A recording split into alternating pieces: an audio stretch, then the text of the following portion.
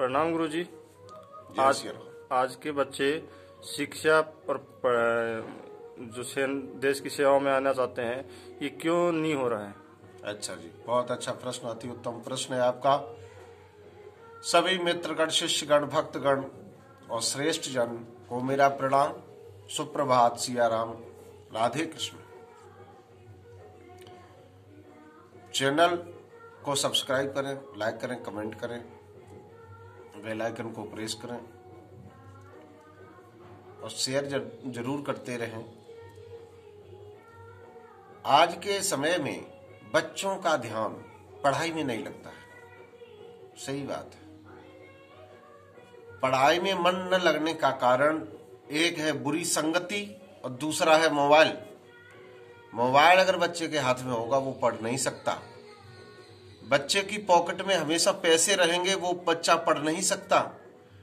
और बच्चे की अगर संगति बुरी मिल जाए, खराब मिल जाए, तो वो पढ़ नहीं सकता।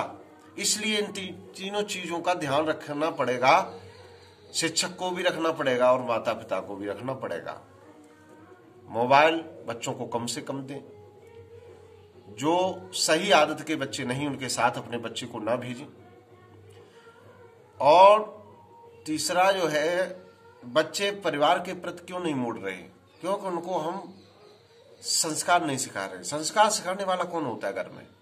माता पिता को अगर समय नहीं मिलता है तो दादा दादी सिखाते हैं, और दादा दादी बच्चों से दूर रहते हैं। संस्कार सिखाने वाला कोई है नहीं। पिताजी ड्यूटी करते हैं, माताजी स्कूल में ड्यूटी करती हैं, बच्चे अकेले रह जाते हैं। कई जगह मैंने देखा है कि माता पिता दोनों जॉब करते हैं, बच्चों को संस्कार मिलते ही नहीं है। और बिना संस्कार के न तो शिक्षा है और न ही समाज है। संस्कार ही इनको चलाता है। आज के बच्चे देखिए, बहुत खर्चा करते हैं माता पिता, बहुत सुविधाएं देते हैं। पहले इतनी सुविधाएं भी नहीं थी, अब इतनी सुविधाएं हैं, लेकिन फिर भी नहीं बच्चे पढ़ते। बच्चे कच्ची कली की तरह होते हैं, छोटे पौधे की तरह होते हैं। उनको संभालना आपका काम है। आप अपने बच्चों पर ध्यान रखें, निगरानी रखें कि बच्चा मेरा पूरे दिन मोबाइल देखता है तो क्यों, बुरे विचारों के बच्चों की संगति में जाता है तो क्यों, घर में लेट आता है तो क्यों, घर में अकेले कमरे में वो पढ़ाई कर रहा है या नहीं कर रहा है, इस पर पूरा ध्यान दिया जाए। यही बच्चे जो हैं हमारे देश का भविष्य होते हैं।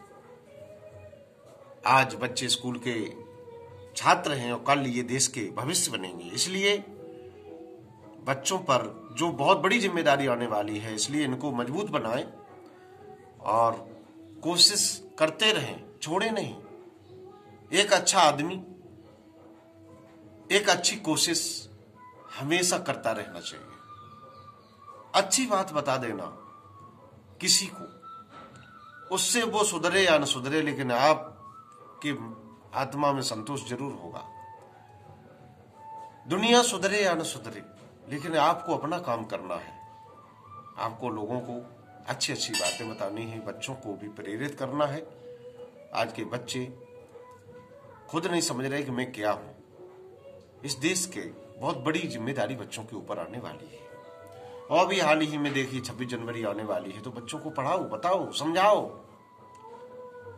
26 जनवरी आई, बच्चों आकर गाओ गाना, आज देश गणतंत्र बना सा, ये संदेश सुनाना। तुम ही भविष्य हो मेरे, बड़ी सुंदर पंक्तियों में लिखा है कि तुम ही भविष्य हो मेरे भारत विशाल के, इस देश को रखना मेरे बच्चों संभाल के।